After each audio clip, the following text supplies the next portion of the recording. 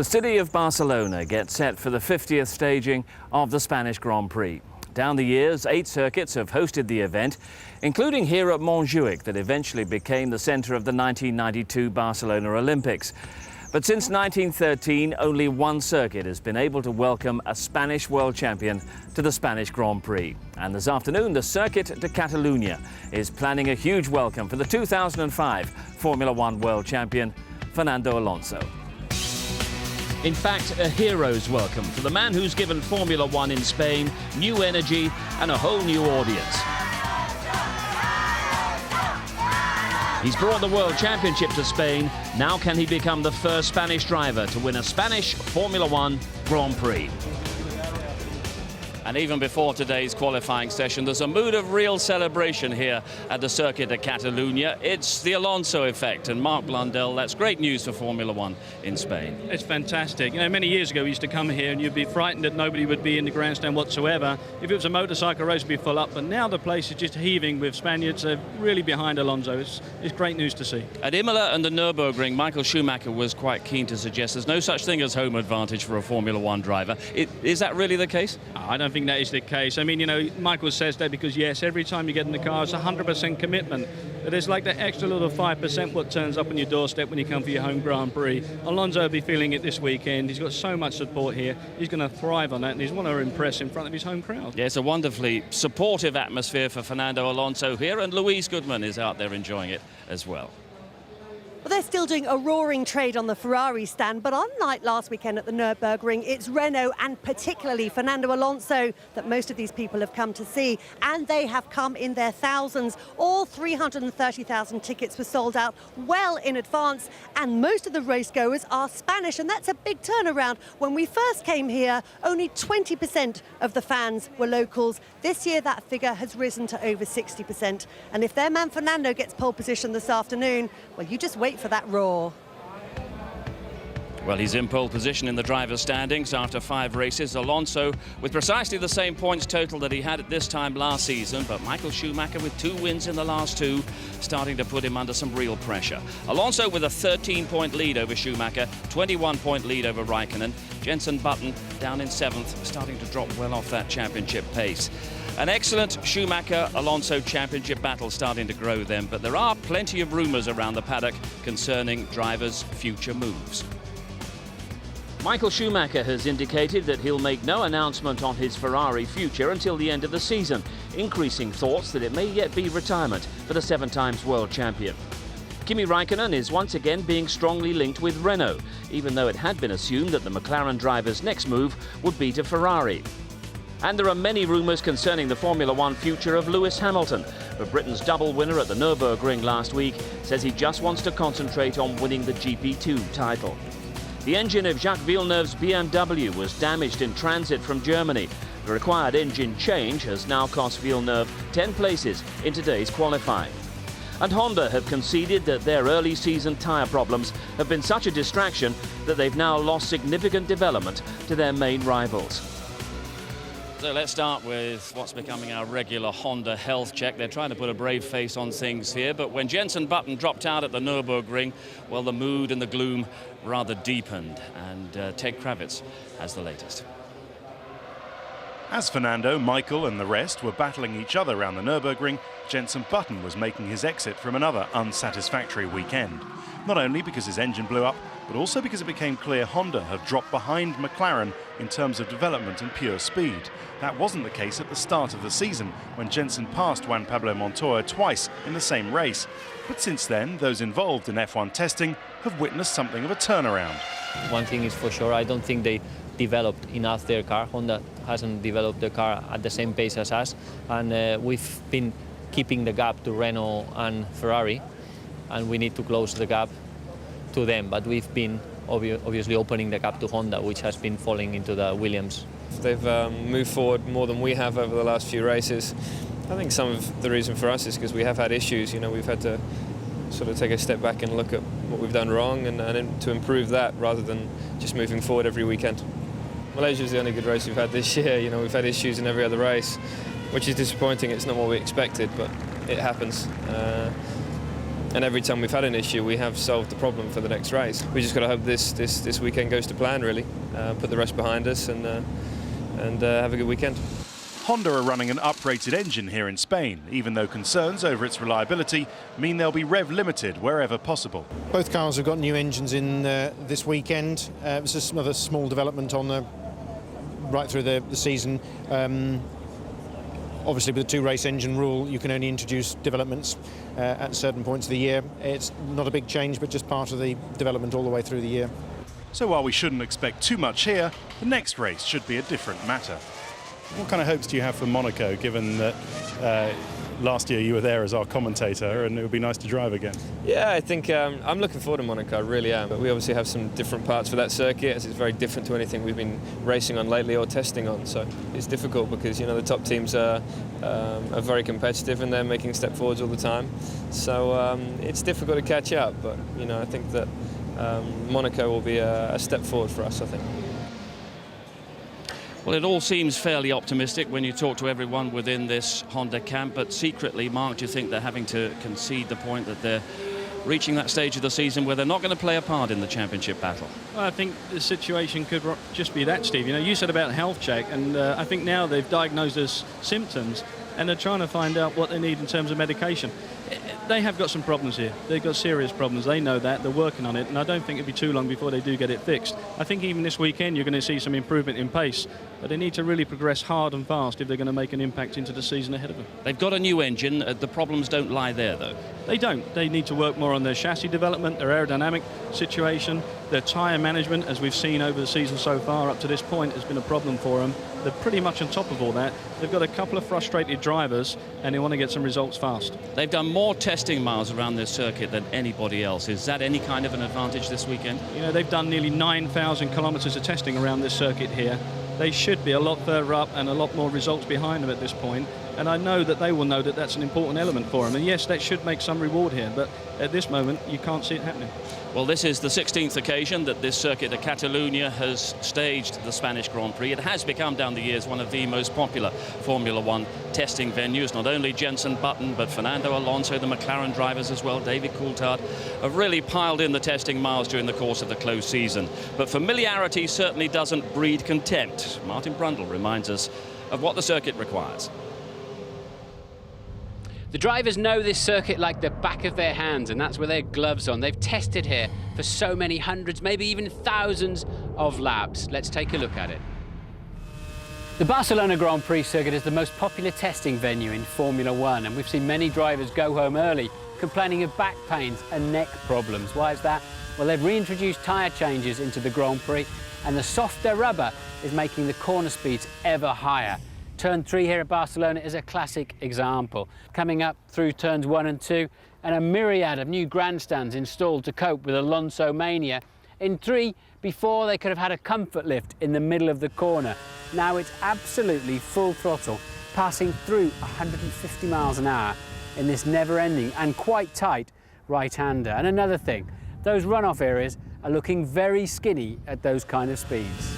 Building up to 180 miles an hour, approaching turn 4 from the left-hand side. It's a strange corner, about 90 miles an hour at the slowest point. Turning very early. There's a washboard effect on the tarmac. The car kind of shakes its head and moves to the outside. Drag it to the right for the downhill braking zone of turn 5. Just 70 miles an hour on the apex and floor the throttle. The surprising thing is that those super high-speed corners that are thrilling, frightening and bruising the drivers in equal measure, it seems, are not really where the time is won and lost. The clever bit is down in corners like this at turn 7, where you've got to get the braking absolutely right, the nose of the car into the corner, pick up the right amount of throttle at the right time, and generally guide the car through the zone.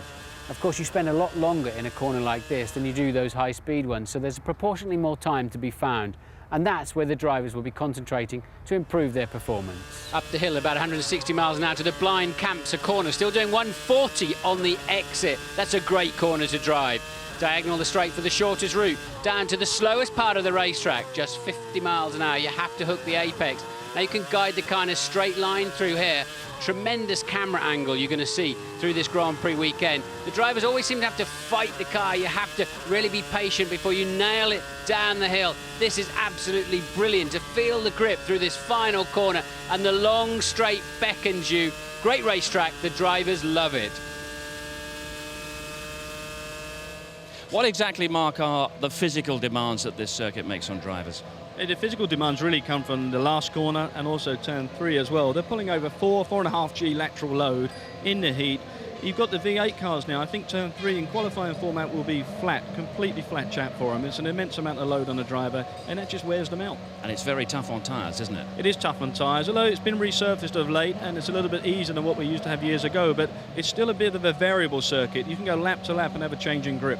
How difficult is it, how important is it to get the tyre choice absolutely right here? It is very important indeed, but you know, some of these teams have been maybe 5 weeks from testing here, and now they come to the race itself. Again, conditions change, this circuit changes. It's a big question. You won't know whether the answer's right until you get to Sunday afternoon. Well, the big hero here at the Circuit de Catalunya is, of course, Fernando Alonso, the youngest driver ever to win the Formula One World Championship. The first World Championship Formula One winner from Spain, where, of course, his success has had such a profound effect. Here's Louise once again. This passageway behind the main grandstand here in Spain is known as World Champions Alley. There are a series of plaques here to honour winners of the Formula One drivers' title. On Thursday afternoon, the newest and by far the most popular member yet was welcomed into this exclusive club.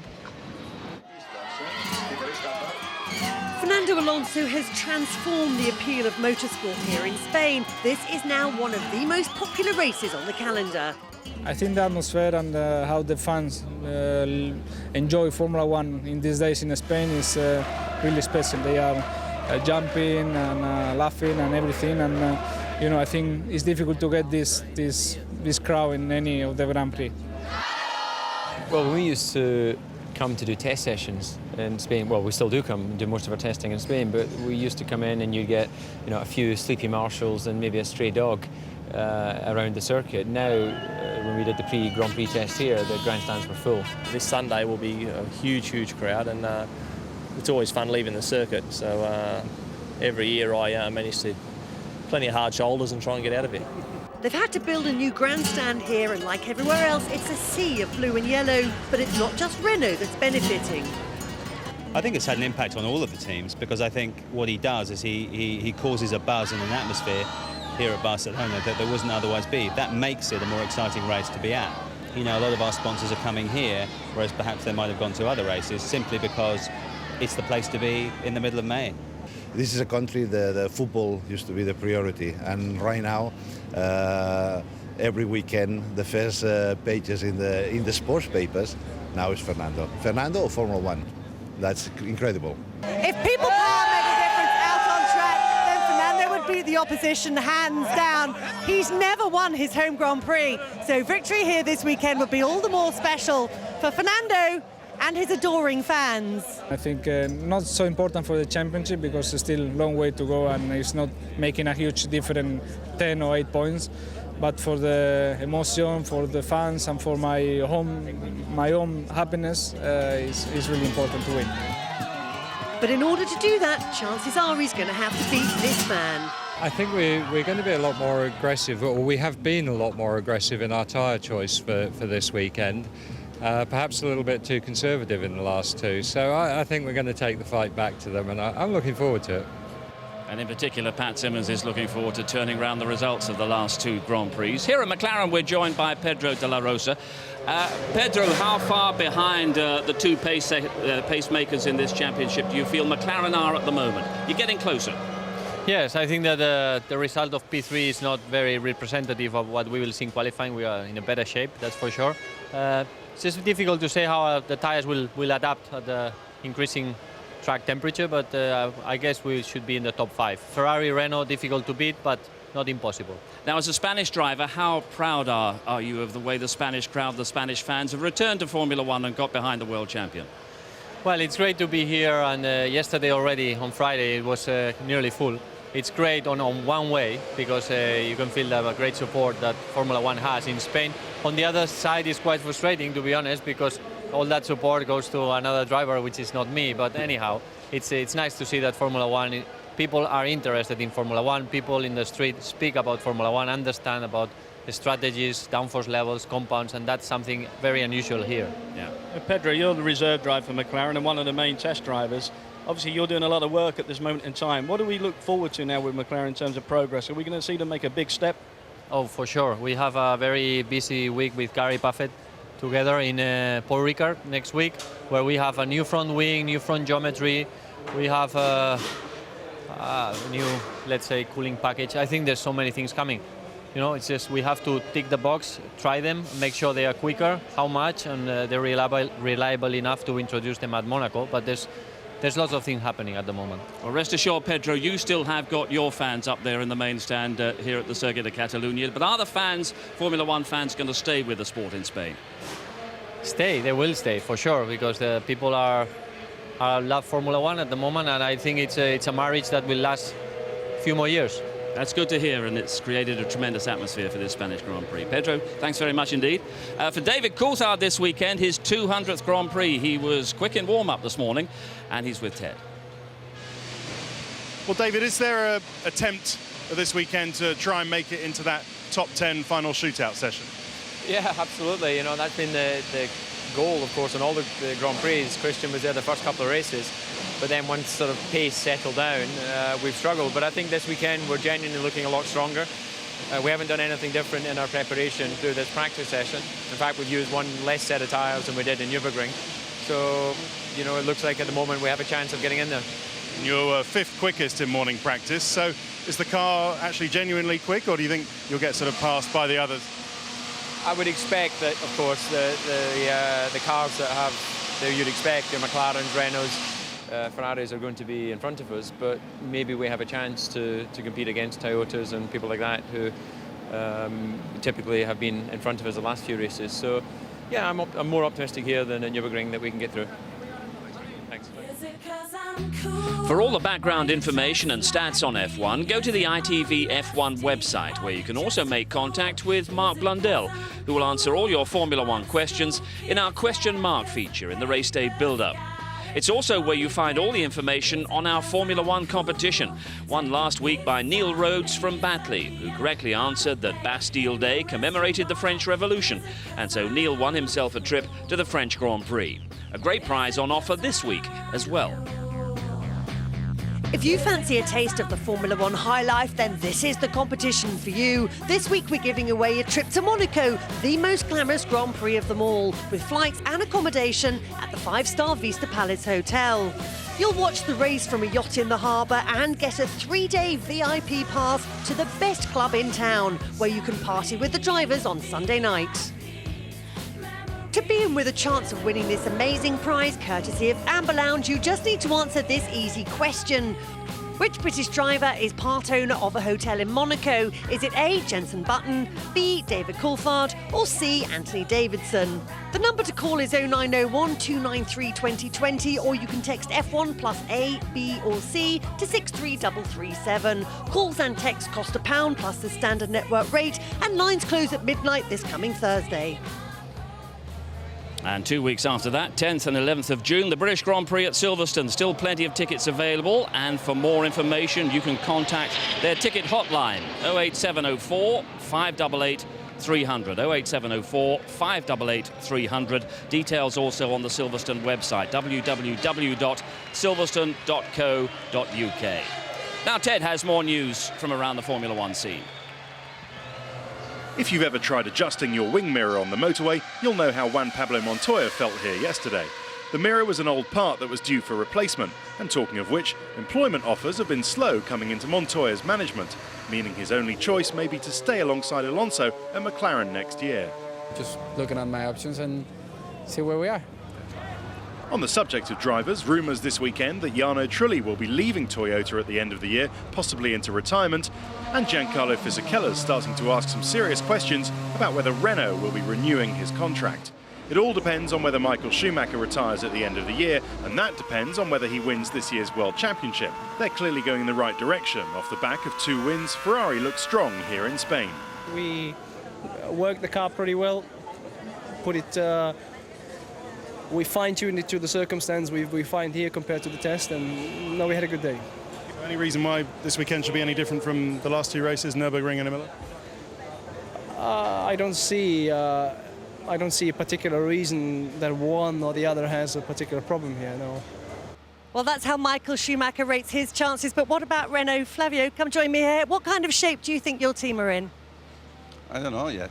You know, need another 1 hour to find out. But I'm sure we are competitive. Are competitive, I don't know. And Ferrari is very, very quick. And I believe if the strategy of the race is the same, it's between us and one of the Ferrari. We've just been hearing from Giancarlo Fisichella that he's keen to know whether his future lies with Renault. When do you think you're going to be making a decision about your drivers for next year? I want to know my future as well. I think so. I need sitting with Fisichella and talking about our future and the future that everybody has. Well, I was going to ask you about that because, as I understand it, you've had a new contract sitting on your desk for a couple of weeks now, and you haven't got around to signing it. Are you thinking maybe personally of pulling out of Formula One? Yeah, it's a few weeks I'm not in the office. I never see the desk, and I make sure when I go back, the first I want to look is this contract. So you're staying with us then? With you? Maybe. Thank you, Flavio. I think we'll leave it there. Thank you very much.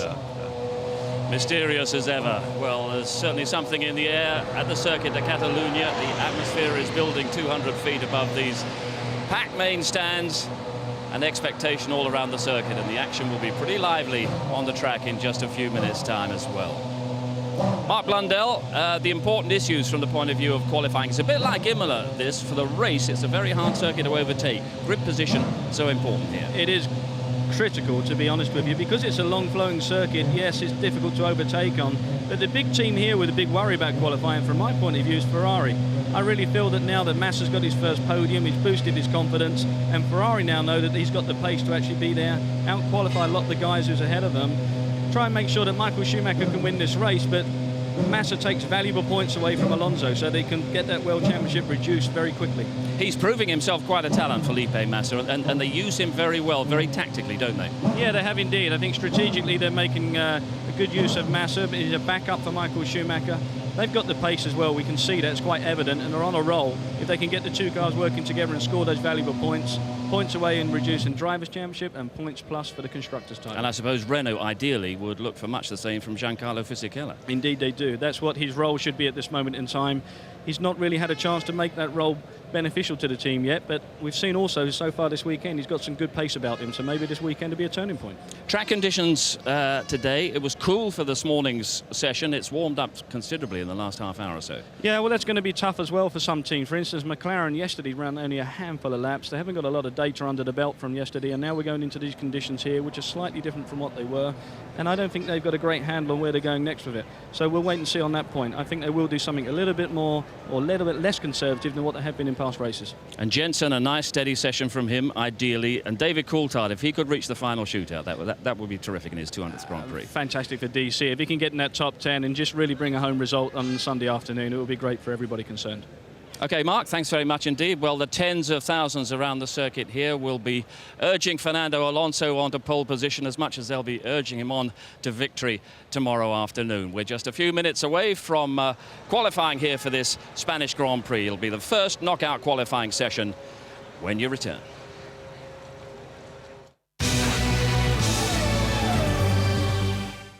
Здравствуйте, друзья, с вами РЕН-ТВ, российский голос Формулы-1 в прямом эфире с трассы Монмело, Каталунья в Барселоне. Арена квалификации перед Гран-при Испании, шестым этапом чемпионата мира 2006 года. Авиапарад сейчас смотрят каталонские болельщики, полные трибуны уже в субботу.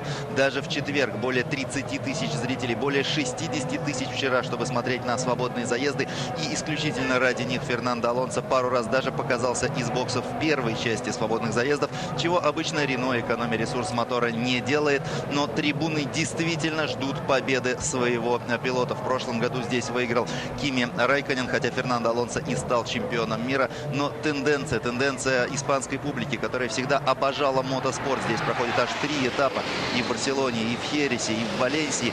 И всегда чуть-чуть недолюбливала Формулу-1, хотя уже 35 раз состоялось здесь Гран-при. Причем 21 раз на 4 различных трассах. И, наконец, 15 последних гонок подряд прошли именно на этом автодроме, который в начале 90-х был построен специально для Формулы-1. Тогда был одним из самых современных. Да и сейчас, наверное, по количеству пройденных на нем километров лидирует относительно всех других трасс мира, потому что именно здесь проходят большинство зимних и межсезонных тестов. Команды знают трассу блестяще, но она постоянно меняется. Не в смысле конфигурации, а в смысле температуры, направления ветра, в смысле сцепных свойств асфальта и резины. И именно поэтому постоянно надо уточнять настройки, чем, естественно, команды занимались и вчера, и сегодня с утра. И будем надеяться, что все они готовы к квалификации, которая начнется буквально через пару минут. Ну а пока я предлагаю вам посмотреть сюжет, который специально для РЕН-ТВ подготовил наш специальный корреспондент на трассе Барселона Вадим Микертич. Третью гонку подряд главными действующими лицами Формулы-1 остаются Михаэль Шумахер и Фернандо Алонсо. Слухи, прогнозы и все, что с этим связано, вертится только вокруг этих двух гонщиков. Особенно после 2 побед подряд Красного Барона. Адреналина в кровь болельщиков добавляет ровно одна вещь. Сможет ли Михаэль Шумахер победить Фернандо Алонсо на домашнем автодроме испанца? Именно поэтому все так с нетерпением ждали начала пятничной практики. Результаты заездов большой роли не играют, зато дают хороший повод для специалистов поспекулировать на тему готовности команд к борьбе и за пол-позишн, и за подиум. Однако первая практика внесла сумятицу в ряды экспертов. Круги наматывали все, но за время бились только 8 гонщиков, из которых 6 тест-пилоты. Как потом оказалось, команды просто не стали рисковать. После ночного дождя трасса на тот момент еще недостаточно просохла. В итоге Фелиппе Масса и Михаэль Шумахер, показавший лучший результат утра пятницы, продемонстрировали разницу в классе между тест-пилотами и пилотами боевыми. По крайней мере, так это выглядело. А вот после перерыва началась уже почти настоящая битва, и продолжалась она до победного конца. И теперь уже тест-пилоты показали, на что способны они. Лидировавший до последнего момента Алонсо в итоге только 3-й, Михаэль Шумахер 6-й. А лучшее время показали тест-пилоты Хонды и Ред Булла. Все как обычно. Тест-пилоты в пятницу выкладываются по полной. Это их момент славы. Я сражался. Здорово оказаться среди лучших. Это поможет команде в выборе шин для моих партнеров на весь остаток уикенда. Так что я доволен. Пятничная практика была очень интересной. То, что тест-пилоты показали лучшие результаты, это нормально. Они могут использовать больше шин, крутить мотор на полную мощность, им не надо его беречь. Но если посмотреть на утренние результаты, то лучшие секунды были у 2 Феррари. После обеда быстрее оказался уже Алонсо. Значит, по сравнению с последними гонками ничего не изменилось. Важно было определиться, сколько шин ты используешь. Если у тебя останется больше свежих покрышек, то в гонке ты будешь быстрее. И тут, мгновенно затмив результаты пятничных заездов, на первое место вышла пока ничем не подтвержденная сенсация. Оказывается, во время Гран-при Европы прошли тайные переговоры между Флавио Бриаторе и Кими Райконеном. Породившая этот слух газета утверждает, что Бриаторе предложил финскому гонщику контракт на 4 года, оценив при этом профессионализм айсмена в $143 миллиона. Вряд ли Кими заменит Алонсо. Скорее, это касается Джанкарло Физикеллы. И если Райконен примет предложение Бриаторе, физике придется искать убежище в какой-нибудь другой конюшне большого цирка. Все-таки слухи – великая вещь. Одна только фраза «а вы знаете что?» заставляет сердце любого завсегдатая падока биться с удвоенной силой.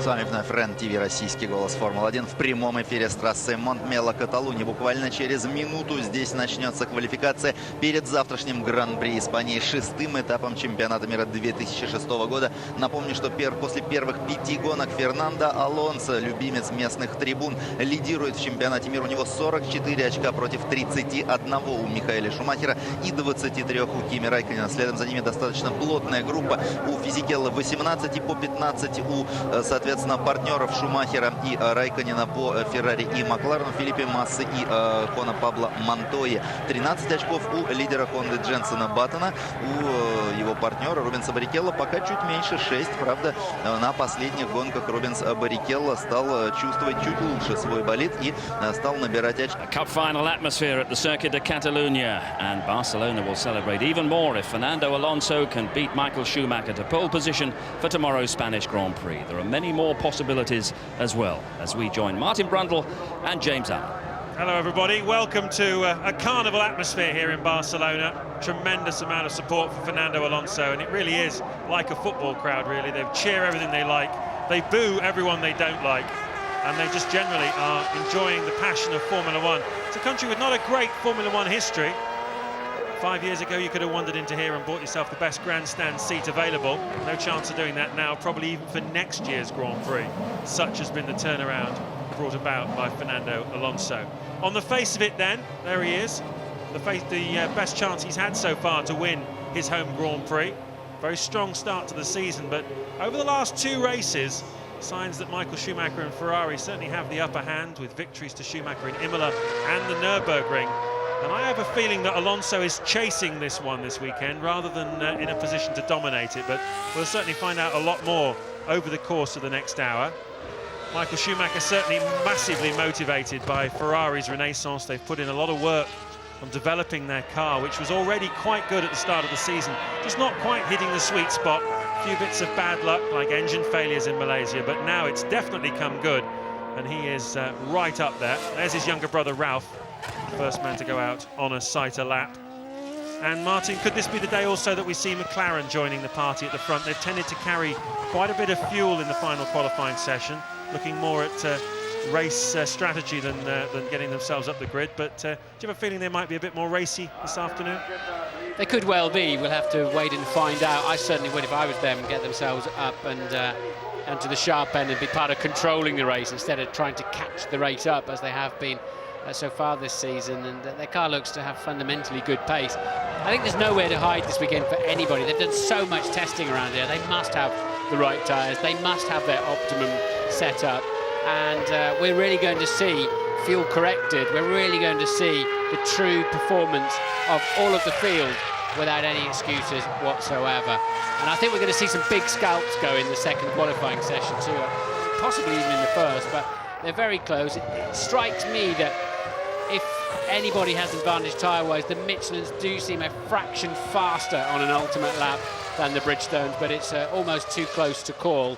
And I think we're going to see a great afternoon of qualifying. The Toyota, unquestionably the worst car out there on the bumps and the curbs. Looks like it's got good grip and generally fundamentally is underneath the drivers. But if you're out and watching closely as the things trying to go around the racetrack, they've got an issue there that might hurt them at the next Grand Prix in Monaco particularly. But overall, I think we're going to see some spectacular fireworks, particularly, as I say, in that second qualifying session as they all really get their elbows out and desperately try to make it through to the final 10. Ralf Schumacher then, the first man to set a competitive time in this session, a 1:20.567. That's not particularly fast. The benchmark time fastest this morning was a 1:15.6 from Michael Schumacher. There's Carlos Sainz, former world rally champion. He put rallying on the map in Spain, and now he can only stand and watch as Alonso does the same for Formula One. The cut-off this morning to get yourself into the top 16 at the end of this first knockout, just as an idea, is 1:17.7 was the 16th fastest time. Just to remind you the format here, we have 2 15-minute knockout sessions. At the end of this first one, we will lose the 6 slowest cars. Then we'll have a short break, and then another 15-minute session in which we'll lose the next 6 slowest cars. And that's the one that Martin rightly said will be very hotly contested. Who makes it into the top 10 shootout, the final 20-minute session. I think it's going to be very, very tight indeed at the end of qualifying too. It's also the moment at which the teams have to decide, who are going to make it through, have to decide how much fuel to put in for that final session, which will dictate their race strategy. So we'll be paying a very close eye on that, because it's a very, very narrow window in which they have to make that decision. And Ross Brawn was saying yesterday, we have seen drivers and teams making changes. On board here with Liuzzi in the Toro Rosso. coming up to turn 10, stopping from 180 miles an hour down to 50, picking the pace up over the curbs. Through the right-hander of turn 11, 80 miles an hour there, picking up the speed, and from now on they won't touch the brakes until they cross the start-finish line. Through these last two corners, this is an awesome final corner here, 145 miles an hour on the exit. Liuzzi crosses the line and goes fastest, 1:17.925. Montero for Midland is second. Trulli goes 1:17.5, he goes faster than Liuzzi, and so a lot of changes at the moment. Midland overtaking the Super Aguri. Albers, they're not at all impressed with that, as you can tell. And they're going to have to be way lower than 17s, I think, to get through this phase of it, no doubt about it. But armfuls of understeer for Tonio Liuzzi. It's what he's going to be talking about when he gets back into the pits to his engineer, particularly through the slower corners. The Toro Rosso really not working at all well at the front end. Speed has gone second from Liuzzi, the two Toro Rossos, second and third at the moment then, but not too many of the big guns have been out. And the McLaren there, Raikkonen really struggling to get the back end hooked up as he entered turn 3, fighting it all the way in. And I'm kind of surprised to see that.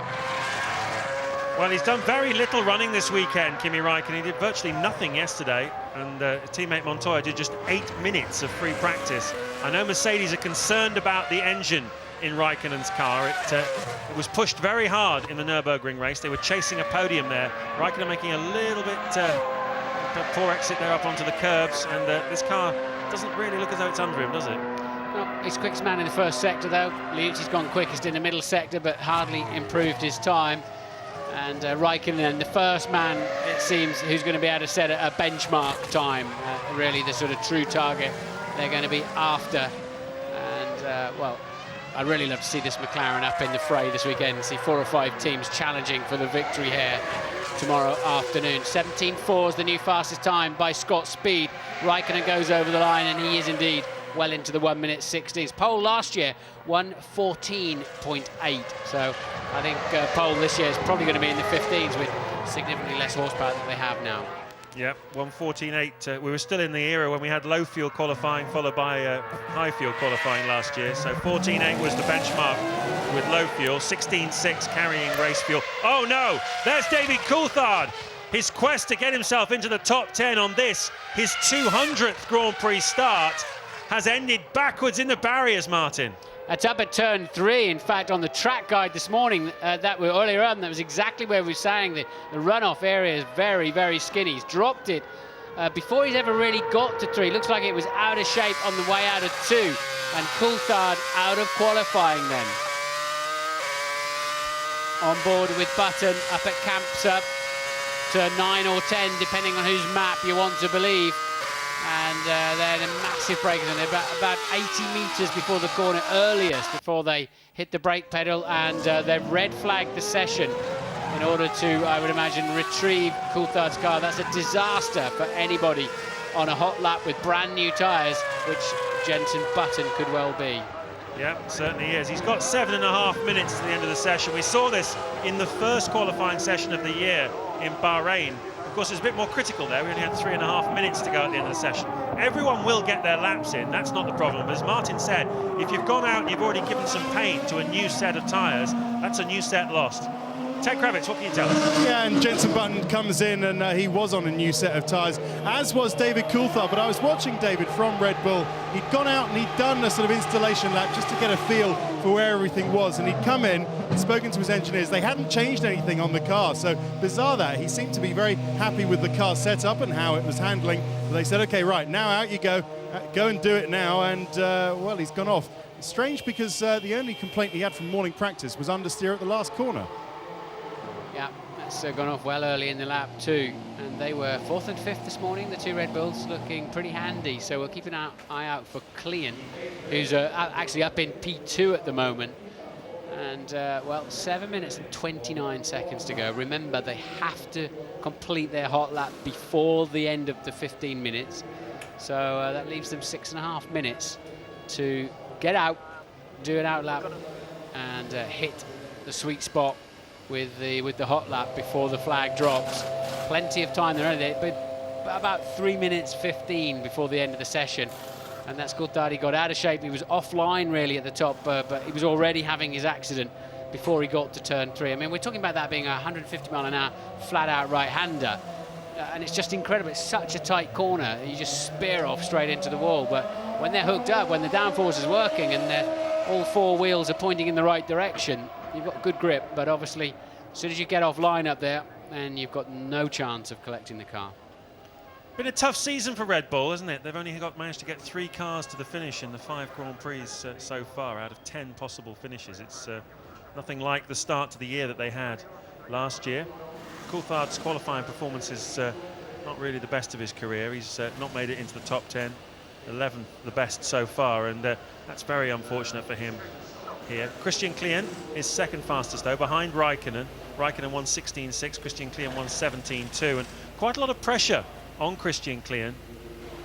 A lot of rumours around that he might be replaced in that team, possibly by Liuzzi, possibly by other drivers, but hard to see why the Red Bull team would swap horses in midstream. He seems to be doing a pretty good job to me, so you get those kind of stories in Formula 1. Sometimes they amount to absolutely nothing.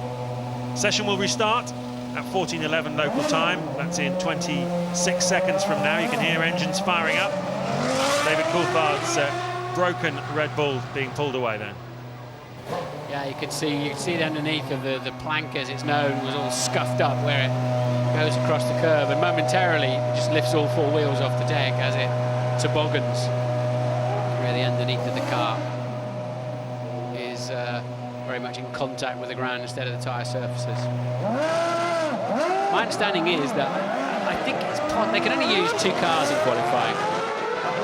Theoretically, they could let Klien do his run and put Coulthard in the car and let him try and do a run in that, but it won't work. There's just not enough time anymore. But, that's what they would have done in the old days, and they would have, late in a qualifying session, they would have commandeered the car and tried to get the other driver up or onto and up the grid. But that's not going to happen today.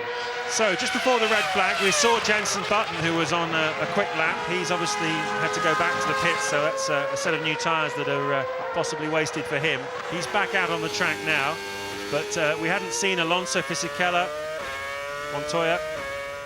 OK, mate, it's going to be busy, so it's up to you to find the gap. All right, it's up to you. We can't do much for you. It's up to you. Certainly is going to be busy. Pretty much at the moment, just over half the field are out on track. Got 14 cars and rising out on the racetrack. And traffic is certainly a factor here. We saw in the last Grand Prix that Jacques Villeneuve got in the way of Giancarlo Fisichella, cost him a place in the top 10 shootout. There's been an awful lot of talk about traffic, understandably, ahead of the Monaco Grand Prix in 2 weeks' time, where traffic is clearly going to be a massive factor. The teams do have systems to try to help the driver generate a space, what's in front, what's behind. What Alan Permain is saying there are going to be so many cars joining the racetrack and on outlaps. You're going to have to watch out for yourself and get a feel for what you see in your mirrors and what you see ahead of you, and try and elbow yourself some space out there. And refreshing to hear, actually, because normally the drivers are going to be giving absolute instructions, but there's too much activity, too many cars going onto the racetrack. Well, there's 15 out there at the moment. Alonso's clock on the left, Michael Schumacher's clock on the right. It's towards the end of this hour that those two will really count for something, but it's interesting to see what they can do in low fuel setup. Alonso currently the fastest man out there. Button has just set the fastest last sector of anybody on his out lap, so he's really pushing hard, Jenson Button. We'll keep an eye on his lap, hopefully, as it unfolds. Both Schumacher and Alonso, though, are in the middle part of this racetrack at the moment. Here comes Schumacher into the braking zone for turn 10. It's amazing looking at the chart provided to us by the brake company Brembo that, in fact, the drivers actually only hit the brakes 6 times, even though there are 13 corners around this racetrack. You only need to use the brakes for 6 of them. Absolutely astonishing. Here comes Michael Schumacher. Across the start-finish line he goes. A 16.9 puts him second at the moment. Surely used tyres then, Ferrari saving tyres for tomorrow. Alonso does a 15.8, comfortably fastest. And I'd love to know if that was on new tyres or not. Where's our man Button? He hasn't finished his lap yet. He's still not through this session, but he's only a couple of tenths off Alonso's 1:15.8. So Button, I think, just about to launch himself into the action. Indeed he does. He's P3. Michael Schumacher even faster now on his first sector of his second lap. So he's very much staying on it out there. Alonso, Fisichella, Button, Massa, Raikkonen, Webber for Williams. But it's just changing around. Clean popped up back into the top 6. All happening out there. Yeah, it's interesting to keep an eye on Michael Schumacher and what he can do with this second flying lap, because there were indications in free practice that Bridgestone is actually faster on the second flying lap. Michael Schumacher is about to prove or disprove that theory. At the moment, he is faster than he went first time round. There he is.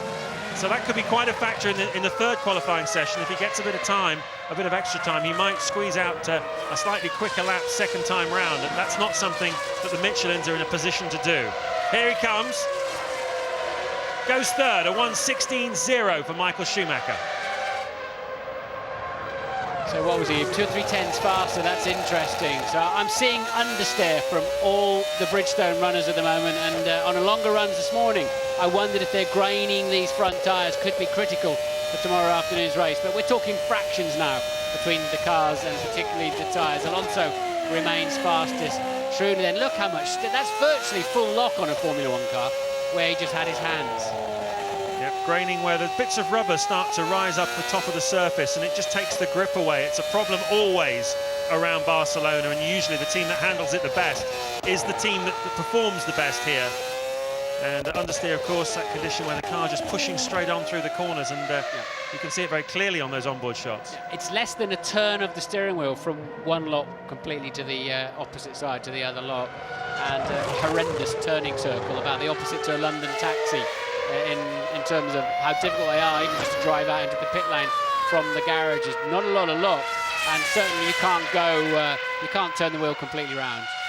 So, who's on the bubble? Who is not going to make it through to the next shootout session? At the moment, we have Scott Speed, Christian Albers, Montero, the 2 Midlands, Sato and Montagny, the 2 Super Aguris, as you perhaps would expect at the back.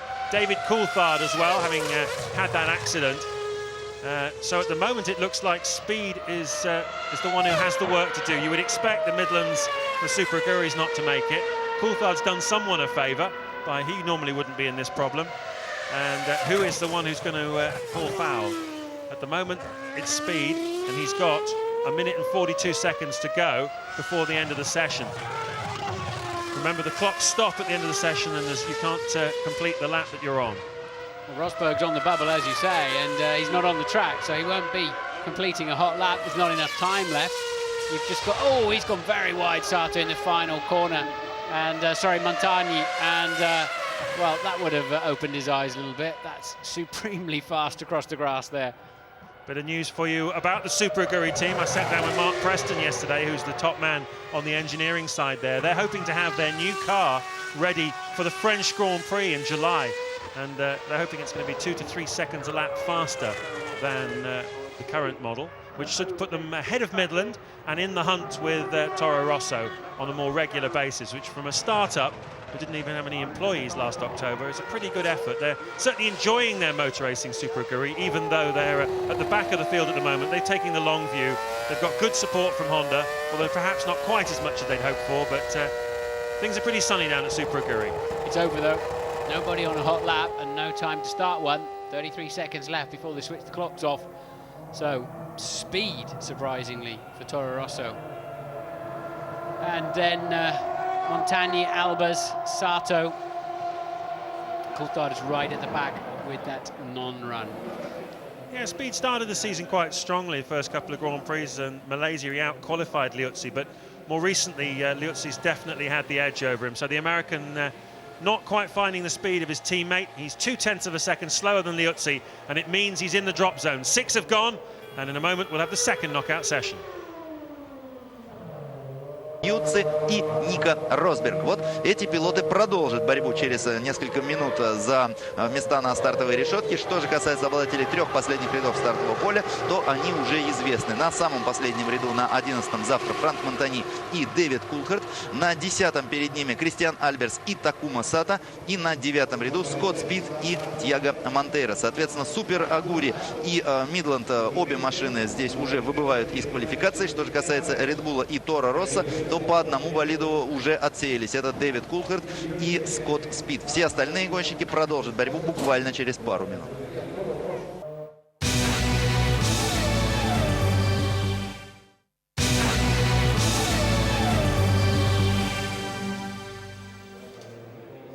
Qualifying for tomorrow's Spanish Grand Prix here in Barcelona. Just taking a look at some of the highlights of the first knockout session. David Coulthard eliminated.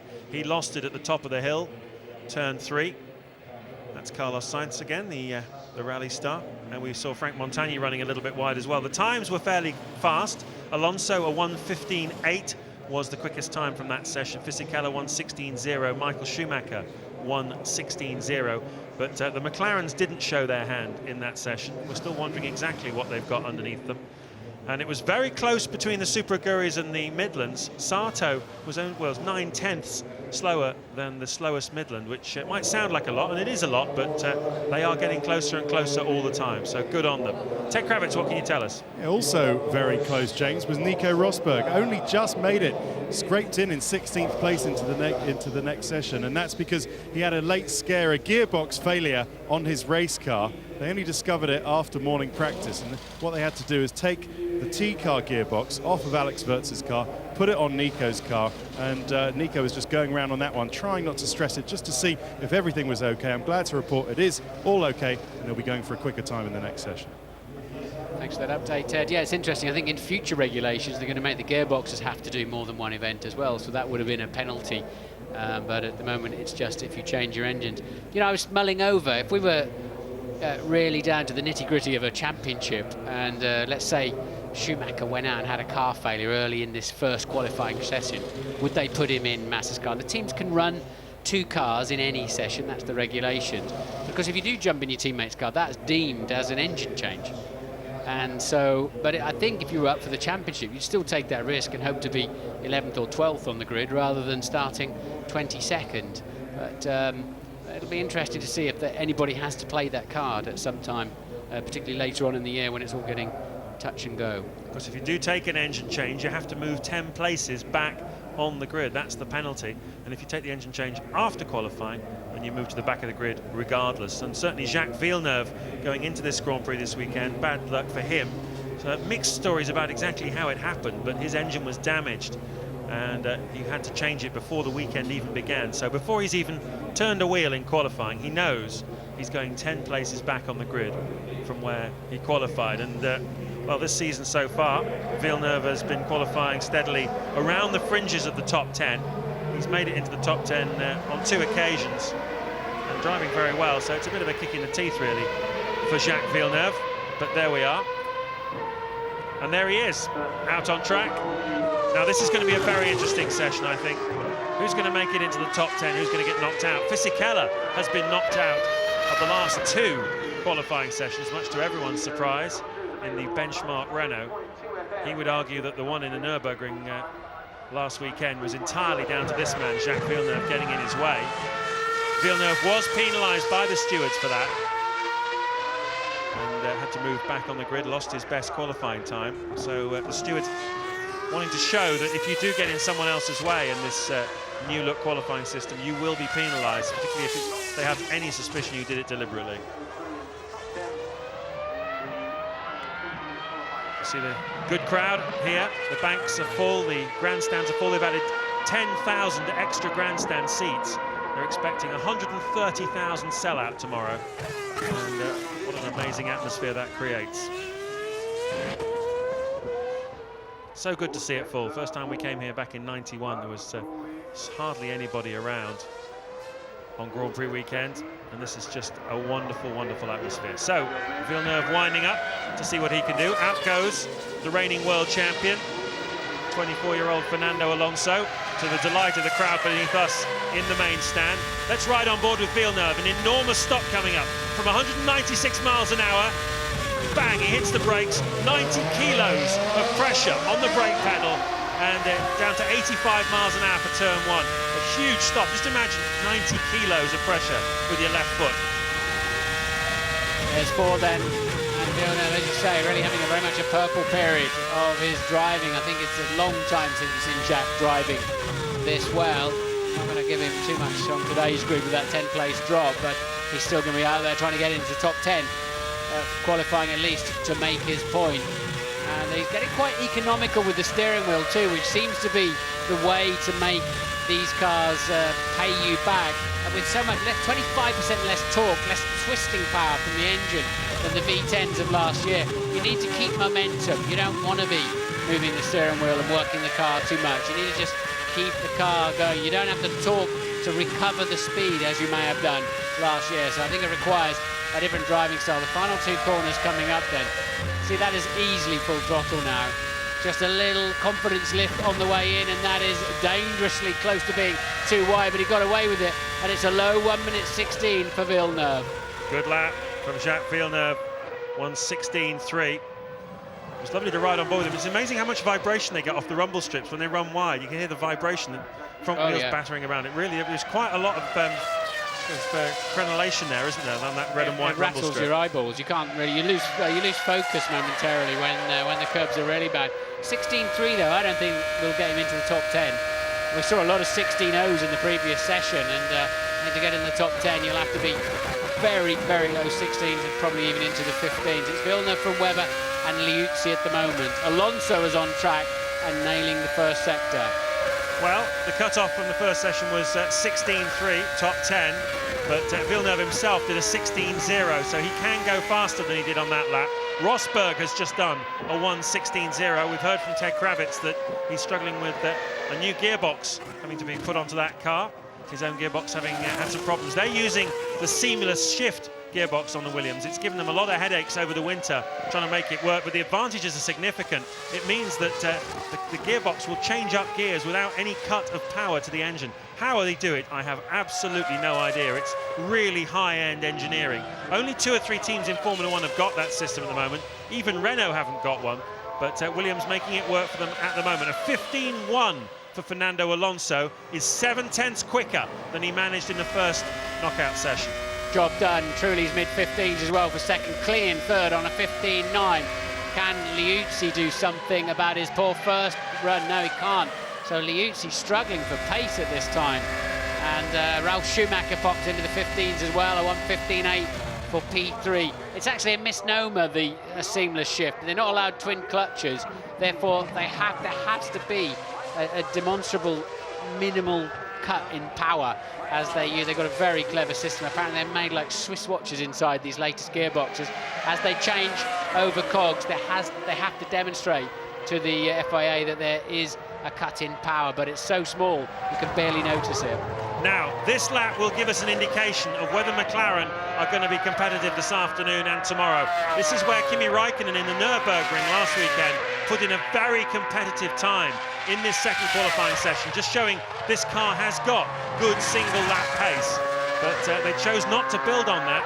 They put a lot of fuel in the car for the race, and well, at the moment, that strategy has netted McLaren just 3 podiums so far this season. They have been left behind by Ferrari and Renault. And this will give us a really good indication of how this car is working and what the team think they might be able to do off the back of this session, and then decide to put fuel in it for the final 20-minute qualifying session.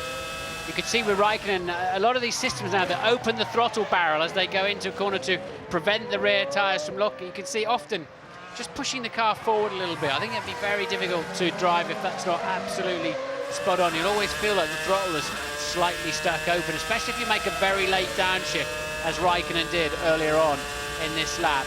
He's got to get in the 15s to be in the top 10. Line's coming up, and it's a good one. A 15.4 puts him P2 at the moment. Yeah, he was consistently just over a 10th slower than Alonso in the first 2 sectors. The final sector he dropped to 10th and a half, but he's definitely in the hunt. A 15.4 for Kimi Räikkönen. Now, what news of Jenson Button? Currently 16th, you can see, in the drop zone with 8.5 minutes to go. He is out on track, and Ted Kravitz has some news on him. Yeah, and he's out on another new set of tyres, but he wasn't completely happy with the car, James. What they did was change the tyre pressures on this new set of Michelins just to help balance and, more importantly, traction around some of these mid to high speed corners.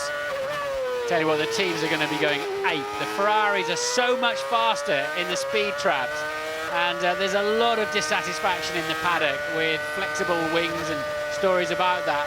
The Ferraris are blitzing all the speed traps, and if you look at traces, you can see where they depart from the rest of the pack over about 250 kilometers per hour. And I think they're about to go P1 and 2. Massa's gone P2 at the moment, a little bit behind Alonso, and Michael Schumacher goes P1 with a 1:14.6. So I'm pretty sure either they're going to try and nail that Ferrari wing, which they haven't been able to do the rest of the team, or they're all going to turn up in the next couple of races with floppy wings themselves. Well, a little bit later on, when they do the fuel burn at the beginning of the knockout session, we'll take a look, hopefully, at the Ferrari. We'll try and explain to you what's going on with the rear wing there that everybody is complaining about. Hopefully we'll get a nice shot of it. So, we're riding on board with one Pablo Montoya. He's been fastest in his first and second sectors that he's done so far, not the fastest overall, and that pops him into 8th place with a 1:15.8. So he's going to be close to the bubble there. Button bangs in a 1:15.1. Fastest man of all in the final sector. That's encouraging for Honda. Yeah, who's on the bubble then? Klein, Heidfeld, Rosberg, Villeneuve, Webber and Liuzzi at the moment. I guess that's relatively predictable. No big guns in there. You'd have to say, oh, that'd be very surprising to see both Williams out at this stage. Button, as you say, 3rd, Barrichello 5th for Honda at the moment. But yeah, as I say, those straight line speeds of the Ferrari, they are going to go crazy in the paddock, the other teams, about that. Yeah, the computer's telling us it's 314 kilometers an hour is the straight line speed of Michael Schumacher. The next non-Ferrari is Villeneuve, 308, so 6 kilometers an hour difference, almost 3.5 miles an hour. And there's no Renault in the top 6 for straight line speeds. I was told that Renault had changed their rear wing after free practice. They were looking for a little bit more straight line speed in comparison to Ferrari, because bear in mind, they can't change the cars now after this session. So that whatever you've got in terms of wing settings is what you're going to carry into the race. And if Ferrari have got that much of a straight line speed advantage, it's going to put them in great shape for racing against Renault in the Grand Prix tomorrow. But I wonder if they're looking in the wrong place. I wonder if there's some way of spoiling the under tray. And you can't see that on the cameras. You can't measure it. And if there's a way of killing some of the downforce from underneath the car when you don't need it. The Formula 1 car's got so much excess grip in the straights with the downforce that you just want to bleed it off if you can.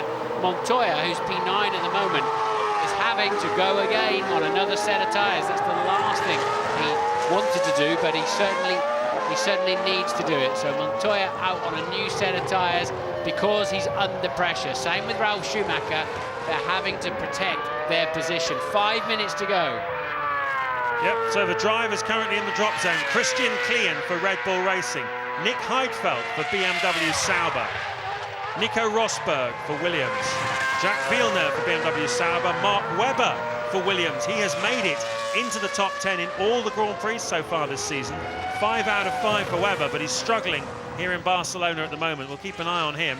Antonio Liuzzi, as you might expect, in the Toro Rosso, who managed to escape from the first knockout session by virtue of David Coulthard's accident. But it doesn't look as though he's going to go much further in the qualifying hour than this second knockout. 4 minutes and 20 seconds to go. Generally speaking, it's between the Toyotas, the Red Bulls, the BMW Saubers and the Williams as to who goes through to the top 10 and the tail of the big guys, and who gets dropped at this particular time. And clearly Ralf Schumacher doesn't feel very comfortable on the bubble as he is, and he starts a new flying lap. Building up to almost 200 miles an hour down the straight then. This is turn 1. It's an awesome place to stand when they hit the brakes for that corner. This is where Coulthard lost it, just on the right of your screen there, flying off. And this is the long turn 3. The Formula 1 cars are in that corner for 4 seconds. It's the longest corner in terms of time of any on the Formula 1 calendar, and it must make your neck really ache, I would think. It hurts, but what interests me is just how much the drivers submarine into the cockpit under the heavy braking zones. It's always been the case. And you'd think, as they're pressing the brake pedal so hard and with the seat so tight, that it just wouldn't be possible, but your body compresses. It'd be interesting to know why Coulthard went off, because it's an unusual place where he crashed, actually. Hopefully we can get some information on that. But highly unusual, because he arrived at turn 3 already going off the road. But no problems for Ralf Schumacher on that. He's faster than he's been in the first and second sector. So this should give him a bit more of a comfort zone. And if he shuffles a few more people down with this lap, they may have to react. Although they're running out of time, they need to be on the track already. They're too late, in fact. Anybody who's not out now is not going to get the job done. Ralf Schumacher up to P4 then. That did it. That certainly did it. That was a fantastic lap from Ralf Schumacher. Montoya has abandoned the lap that we saw him going out to begin, and he's having another go. He's got 2.5 minutes to do it. Liuzzi's just improved, but it's not enough for him to get himself out of the spot he's in. There is Mark Webber. We've got to keep an eye on him. He's currently 15th. This is a big lap for Webber to get himself into the top 10. Trulli goes second, a 1:15.0. So Klein, Heidfeld, Rosberg, Villeneuve, Webber, Liuzzi. Still the men likely to drop out. Montoya is on the bubble. He's 10th with a 1:15.8, but he is trying to improve his situation at the moment. Yeah, Fisichella's felt the need to go back out as well. He's 9th at the moment with a 15.7, and I have to say, I think Montoya's in serious trouble here, James. A 1:15.8, that's not easy to defend. In fact, Montoya stayed out. He abandoned that fast lap, but he stayed out, in fact, to have another go. So he is out there and able to defend. But Webber's on a decent lap. He's faster than Montoya in Sector 1 by just a 10th of a second. Montoya's going to need to find some speed here. Webber's done his personal best in Sector 2. This should put Mark temporarily at least into the top 10. Can he stay there? Webber goes 9th, pushing Montoya into the drop zone now with 1 minute and 16 seconds to go. The pressure is very much on Juan Pablo Montoya. He's doing his best sector so far, but is it going to be enough? I can't see it being enough. We'll find out shortly. Fisichella's fastest man of anybody in the middle sector, presumably with a new set of tyres. He comes over the line now and goes P2 with a 1:14.7, just shaded only by Michael Schumacher. Heidfeld goes 10th. Webber's out now. Montoya's not fast enough. Montoya out of the qualifying session. So Webber 2. There's the first big scalp of the day. When Pablo Montoya in the McLaren will not be better than 12th. And there'll be long faces at McLaren generally because Raikkonen is 9th at the moment. Villeneuve is on a lap here. Can he beat Raikkonen? He can, you know. Oh, his middle sector isn't quite quick enough. No, I don't think he is going to beat him. 14th. His first sector was faster than Raikkonen's, but disappointing middle and final ones for him. So he ends up 14th. Raikkonen, though, 9th in that session. Montoya 12th. And with just 14 seconds left on the clock, there will be no further business, I think, in this session. We ride on board with a very, very disappointed man. How's he going to explain that to Ron Dennis? He was miles out of qualifying as well. He was a half second off getting into the final part of qualifying. We've got one BMW in then with Heidfeld. Villeneuve slipped to 14, so that'll be 22nd and last with his engine penalty drop. He'll start on the back row of the grid with his good mate David Coulthard. So Montoya 0.4 of a second slower than Kimi Raikkonen, and that was enough to put him into the knockout zone. Well, he's looking around for employment at the moment, and I don't think he'll be very pleased with how that worked out. Webber doesn't make it for the first time this season, and we will see how the final pole position shootout goes in just a moment.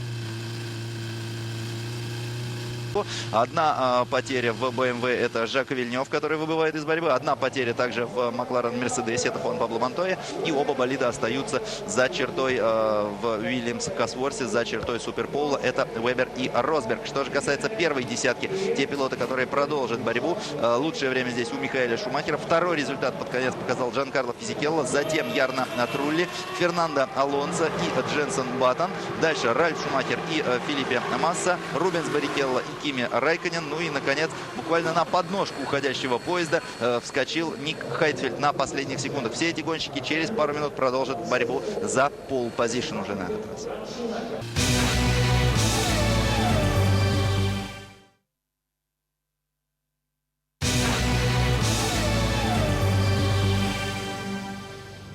Down to the last 10 in qualifying for tomorrow's Spanish Grand Prix. The pole position shootout is coming up. It will go ahead without Juan Pablo Montoya. He missed out in the second session. That's the big surprise so far. But let's first of all hear from David Coulthard, who crashed out early on in the first session. He's with Louise.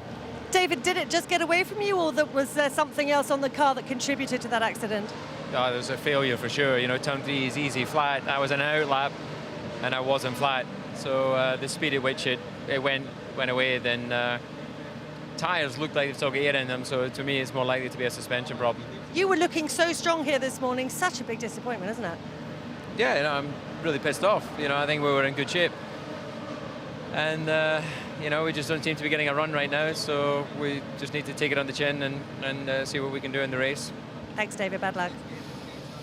When he says that, you know he's pretty disappointed. What about the disappointment for McLaren, though? Juan Pablo Montoya out and Kimi Raikkonen seemingly lacking in pace as well. Well, it's a difficult situation here because I felt that they were maybe going to be a little bit less conservative with the qualifying. And I think also the team had that kind of feel about it, and they produced some pretty lacklustre results. Montoya outside the top 10. Raikkonen, I think, has got something still underneath him, but Juan Pablo's going to be a frustrated driver, that is for sure. And Webber missing out as well. That was the other big casualty. Yeah, and Mark Webber's normally such a great guy with that one-lap special, and he normally draws something out. But he just seems not to be able to balance that Williams out at this point in time. But Schumacher is looking super quick. Fernando Alonso is up there as well as the final pole position shootout gets underway. We're back with Martin and James. Thank you, Steve. So it was both Toyotas and the BMW Sauber of Nick Heidfeld who made it through to join the top teams in the top pole position shootout. Mark Webber missing out by just a tenth of a second. He did a 1:15.5, Heidfeld a 1:15.4. That's how close it was for Webber between making it and not making it into the top 10. But Martin, there's absolutely no doubt for me about what the story is here, and that is the big shock is McLaren's lack of pace. I mean, in the Nürburgring we saw Raikkonen really quick in that second knockout session, but here, even for him, the pace simply wasn't there. Well, let's see what Raikkonen does in this one with new tyres and a bit of fuel on board, ready for tomorrow's race. But you can't run and hide from Montoya's 12th place. No, you're absolutely right. As I said at the beginning of the show, there is nowhere to hide here because people have done, it seems to have thousands of laps of testing, and that you have your ultimate package, your ultimate setup. It's an unusual racetrack. If your car's not absolutely right around here, the driver cannot compensate. You can't overdrive a car, and the corners are too fast. So you have what you have in terms of raw pace. And Louise has found Mark Webber. Mark, first time you've not got into the top 10.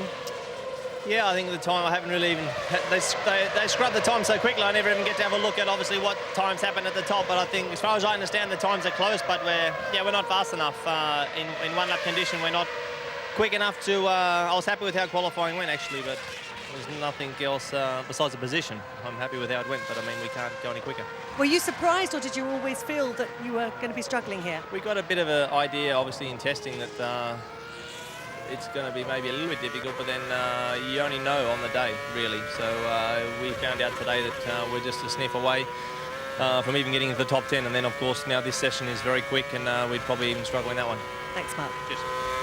Mark Webber then missing the cut for the first time this year. It's a tricky circuit, Barcelona. It's got a mixture of all the different types of corners you encounter in Formula 1. Slow corners, medium and fast corners. It was resurfaced last year. It's made it a little bit easier on the tyres, but it asks enormous questions of the whole car aerodynamics, engine, tyre package. It's perhaps the most thorough examination that a car will go through in the course of a Formula 1 season. And particularly it asks a lot of questions of the aerodynamic efficiency of the car. And if you're a bit deficient in that area, you're going to really hurt in terms of lap time. And that's what Williams are finding at the moment. They've just not quite got enough speed, basically. And as Mark was saying, it was the same throughout the testing in the winter as well. I came here in February and there were some pretty long faces down at Williams. They're just not finding enough speed. Neither of this lot, McLaren with Kimi Raikkonen. Now at the moment, the cars are going round. They've already started this session with the fuel load with which they'll start the Grand Prix. So at the moment they're going around doing as many laps as they can to try and burn off that fuel at the rate of about 2.5 kilos a lap. And then with about 5 minutes to go, they'll dive into the pits, put a new set of tyres on, and with cars that are quite low on fuel then, after having done perhaps 13 or 14 laps in this burn-off section, they will go out and we'll have the pole position shootout. It does seem a bit silly, I have to say, that people have been sitting in the grandstands watching yesterday, hoping to see a McLaren perhaps. They will have not seen Kimi Raikkonen yesterday, instead of which he's doing 13 laps burning off fuel in this qualifying session. I think a lot of people are suggesting that maybe transferring these laps to Friday might be a nice idea. Yeah, to save tyres and to save engines. Raikkonen only came to the circuit just towards the end of yesterday's first session. There was nothing for him to do. The work had already been done in pre-race testing behind closed doors, unfortunately. Michael Schumacher going around in the 118s, 17.9. That's it's pretty. It's still frightening the life out of you if you sat inside it, but it's coasting for him. Yeah, a little bit slower than they'll be doing in the Grand Prix tomorrow as well, I imagine. Quite a hot pace we expect between Schumacher and Alonso at the front. It's been so close between them. 3 races this season out of the 5 they have contested, the 2 of them.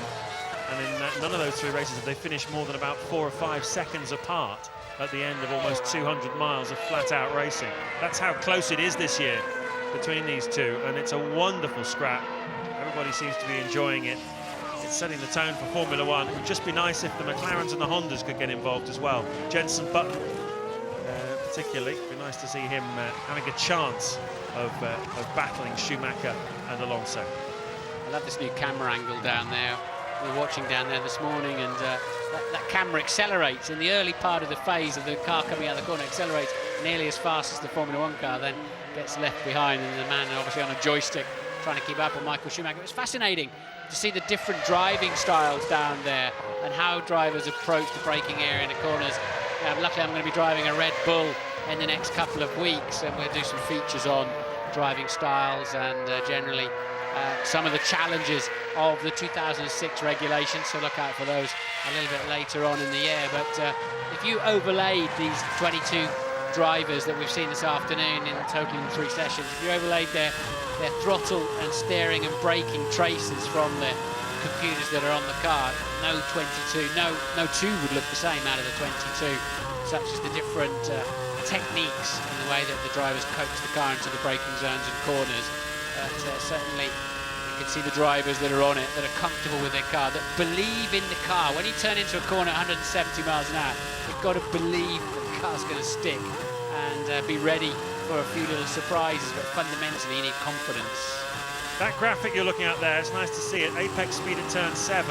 That's the left-hander leading up the hill towards Campsa corner. It's one of the corners, one of the 6 corners around this lap where the drivers use the brakes before they go into it, coming from 160 miles an hour down to, well, 95 is the figure given by most teams, but it looks like Rubens Barrichello has gone through there in the second session at 100 miles an hour. So he's the fastest man at the apex of turn 7. And it's quite an interesting graphic, that, if you can look at teammate comparisons. If one teammate is perhaps 5 or 6 kilometers an hour faster through a corner than another, it's quite interesting to see that kind of thing.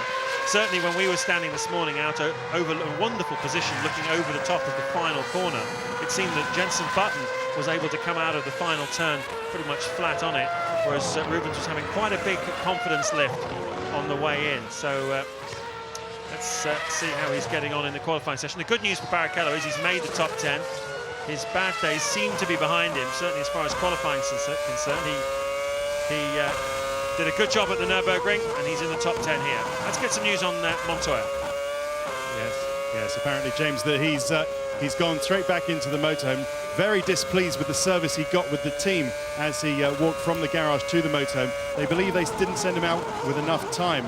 They sent him out expecting him to be quick enough, and he wasn't. He drove through the pit lane. They didn't have time to change the tyres again. So that last gasp lap he tried was being run on tyres past their best. But I believe Louise has more news. Yes, I'm down in the paddock with Nico Rosberg. Nico, we've already heard from Mark Webber that he felt the team were going to struggle here. Clearly, you did. Yeah, but again, I mean, I don't think it's any too different to the other races, because it's always been that either we just get into the top 10 or not, because in qualifying as such, I think we're not quite strong enough. But again, you know, I think that tomorrow we can go better, because in the races we've usually done better. So, you know, hopefully tomorrow I hope we both get to the end of the race and score some good points. So your race setup is pretty good? Yeah, I would imagine so. Yeah, I mean, we, especially tire-wise, we're looking very good for the race, I think. So we can have a good race, I think. Thanks, Nico. He will start 13th on the grid. It's interesting, they have to do times within 110% of their fastest lap. So they've got about 7.5 seconds in hand. And Michael Schumacher just crept in with a 1 minute 21.3. just crept in, so he'll get his fuel credit for that lap, but they do have to be careful. And on the in and out laps where they're obviously coasting into the pits or building up speed, they have to be within 20% of their fastest time to make sure that whilst they're going to get their 2.5 kilos fuel credit back, if you're following me, that they're not coasting around saving even more than that. So Massa, though, pushing reasonably hard. It's the Ferraris are 1 and 2 in this fuel runoff, but unfortunately it means absolutely nothing. Yeah, it is quite complicated, isn't it? But the good thing is, at the end of it all, we get a really exciting climax to the qualifying hour. We've already had a few high points along the way, big scalps falling. Juan Montoya not making it into the top 10. I think the new format certainly provides drama and excitement, just needs a little tweak in this particular area. Nice to hear from Nico Rosberg there, talking to Louise. Of course, he's last year's GP2 champion, and Lewis Hamilton doing a great job in GP2 this season, looking so he's going to contest the championship. And don't miss that this afternoon. You can look at his performance at the Nürburgring last weekend in the 2 races coming up on ITV F1. And what an amazing performance it was by Lewis Hamilton. Felipe Massa, the fastest man on the straight line, 319 kilometers an hour now. That is getting on for 205 miles an hour down the straight. And it's 10 kilometers an hour faster than the Honda cars are doing. They're having a laugh, aren't they, Martin? They're having a laugh. Maybe they've just got a better aerodynamic package. Maybe they've got less drag, more efficiency than the others, and maybe a wee bit more grunt.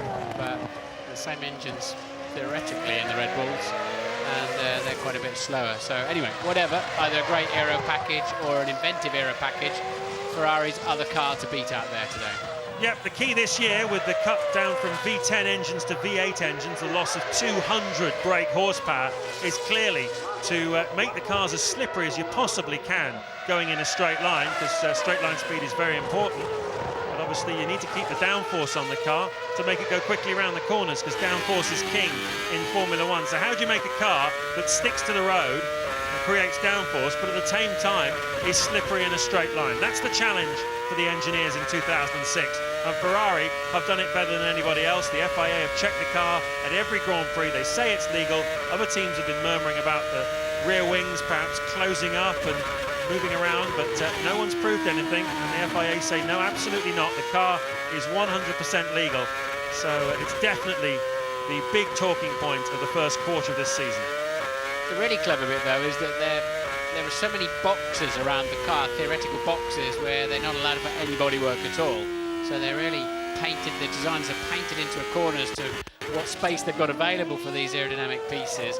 And then they have to throw the car at a wall from all sorts of angles to make it crash-worthy and safe for the occupant. And it's really brilliant design, how they managed to make them so fast, so efficient, and yet so strong. Alonso comes in just under 8 minutes of the session to go. Clearly we're going to have a couple of goes here at pole then, looks to me, because Alonso is fueling the car. Sorry, he's putting the tyres on. Ted Kravitz, what can you tell us? Yeah, and there's Jenson Button. What they've done is put on some more front wing. You can just see the guys at the front of the shot there. They put on more front wing because Honda have found that he tends to get too much understeer when they bolt on the new tyres, that they've just done. And he's left there to go and get a good lap in the bag. But a lot of people doing it. He might get traffic on this run. Well, the rear tyres are wider than the front, so generally speaking, most types of racing car I've ever driven, certainly when you put a new set of tyres on, you get better traction, and therefore you tend to get a bit more understeer. So Jenson compensating for that. Under the Parc Fermé rules, you really can't change much. Physically, it's the front wing angle and the tyre pressures, really. The rest of it is electronically. So the minute they roll out, the second they roll out for this qualifying session, they're straight into Parc Fermé rules and extremely limited on how they can tune their cars. So when we saw them in the pits, they're not allowed to do anything with the fuel, because obviously that's the whole point of the exercise in this session, burn off the fuel. All they were doing was just changing the tyres and maybe making, as Martin said, the odd minor adjustment to the front wing. Kimi Räikkönen, then the last of the big hitters to come in to take on a new set of tyres, with 6.5 minutes of the session to go. A new set of tyres around this racetrack this weekend appears to be worth in the region of about 1.5 seconds a lap. So that's the kind of jump in performance we're going to see as Michael Schumacher goes through. Now remember, we saw the Bridgestones being quicker on the second lap earlier in this qualifying hour. Is that going to be the story now? on board with Schumacher then. This is the epic turn 3. He had a lift on the way in, traffic ahead of him. Turn 4, we'll see, brings the nose in remarkably early. That's a quick time for this session, not a particularly quick time for the day. Remember, they are now carrying an element of fuel they'll start tomorrow's Grand Prix with, so they are compromised to a certain extent. But Schumacher and Massa have done virtually identical first sector times as they're now going for their hot laps. Keep an eye on Massa because he's been really quick all weekend. He's been troubling his teammate, and he might have a thing or two to say about this. If Ferrari are going to get poled, it may well end up with the whole front row because Massa is close to Schumacher on pace around this place. Yeah, that's not a great middle sector for Michael. He had to do an extra downshift into Kamp's corner, and Alonso's a full 9/10ths faster in the middle sector of the lap. So that didn't work out particularly well for Michael Schumacher, who'll be going over the line anytime now. Let's see what that time is, a 15.8. I think Alonso's going to blow that away. He is. He's going to be in the high 14s here with this lap. If he's had a good final, the crowd wait to see what it's going to be. It's quick from Alonso. It's massively quick. A 14.8 from Fernando Alonso, inspired by this huge crowd here in Barcelona. And Schumacher's got to do something now. But the second lap he's on now, he could still go quicker. Yeah, but he was still doing a wall of death around the outside of turn 3 with understeer. Don't understand that. But Michael really struggling. His teammate's done a 15.4. He's done a 15.8. His first sector is not that special either on the second lap. If he's going for a second hot lap, he's got time to recover to the pits and nail another one. We're going to see a repechage, I think, James. Yep, the Renault guys are ready for one of their drivers to come in and put on a new set of tyres. It's a Renault 1-2 at the moment. Alonso from Fisichella.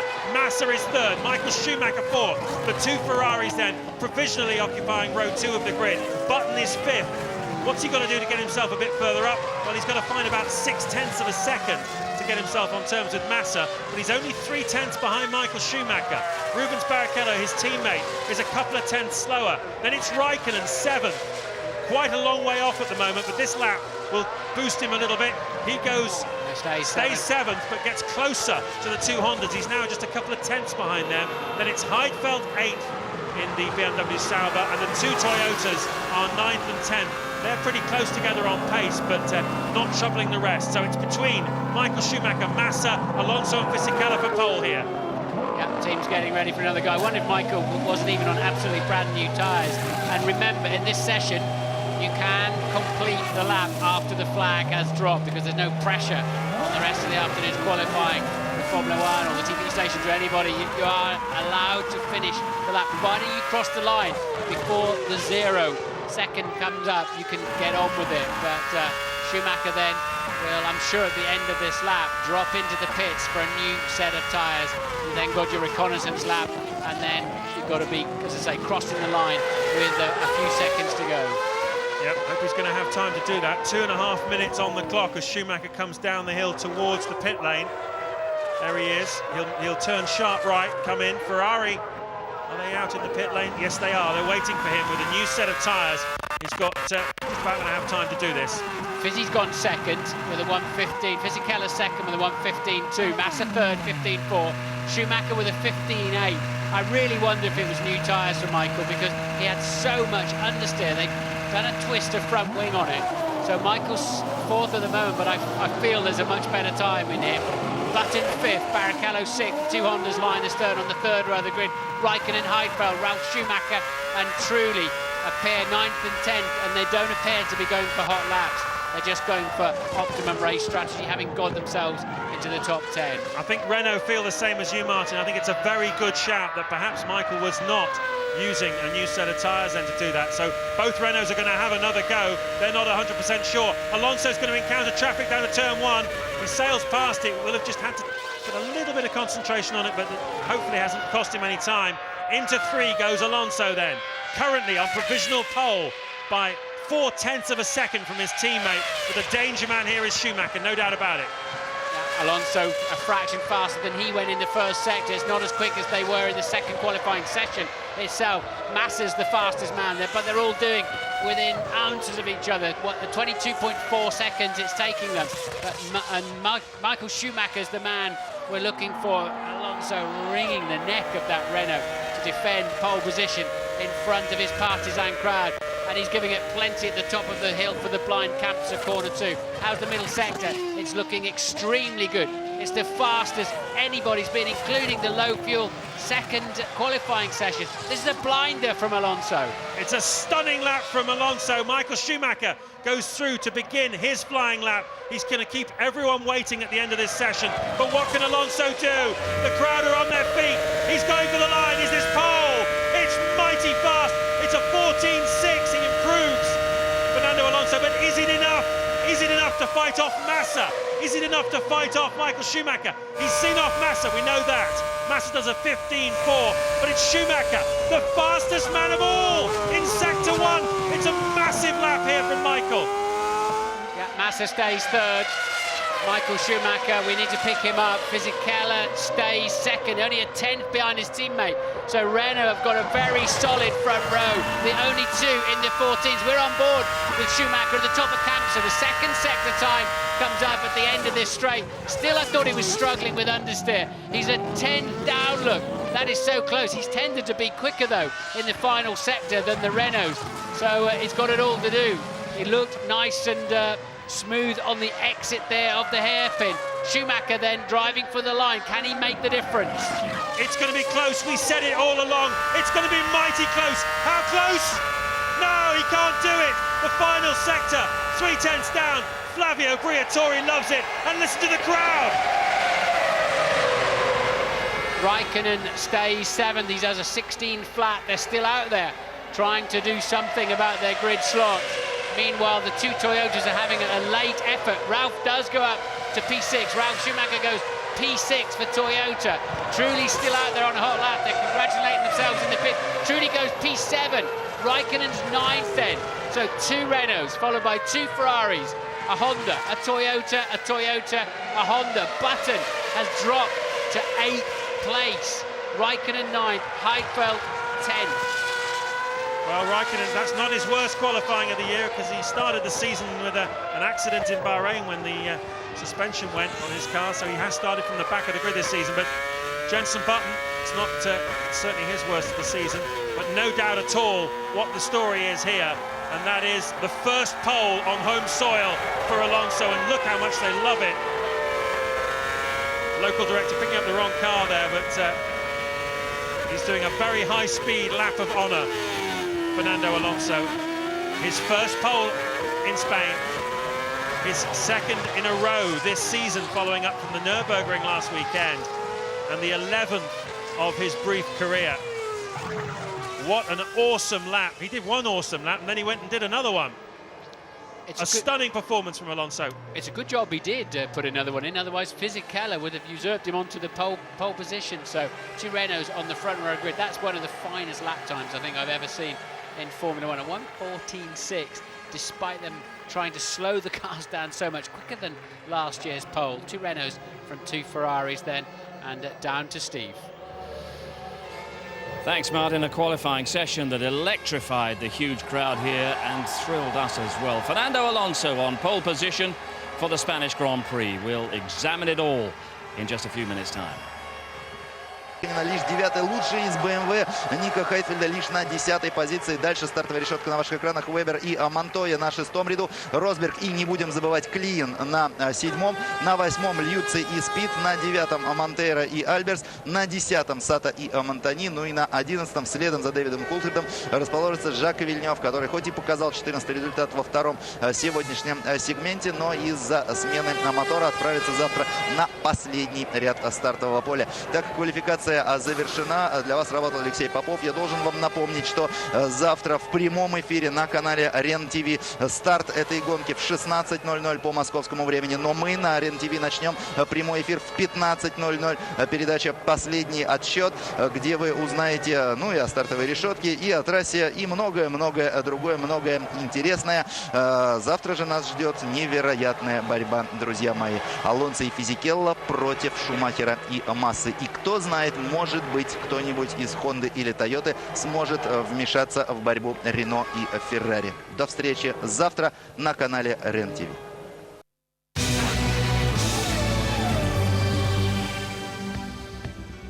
This place is buzzing. The Circuit de Catalunya has just seen one of the great qualifying performances, and it's come from their great hero, Fernando Alonso, who's taken pole position for tomorrow's Spanish Grand Prix. The world champion heading up an all-Renault front row. Alonso and Fisichella ahead of an all-Ferrari second row, Schumacher and Massa. Barrichello and Ralf Schumacher on row 3.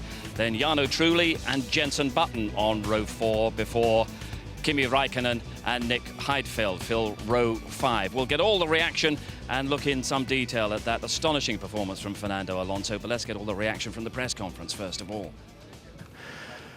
Fernando, over to you. What an atmosphere out there in your first pole on home soil, as we say. Yeah, first pole position in Spain, and for sure a great atmosphere for all the team and for me especially.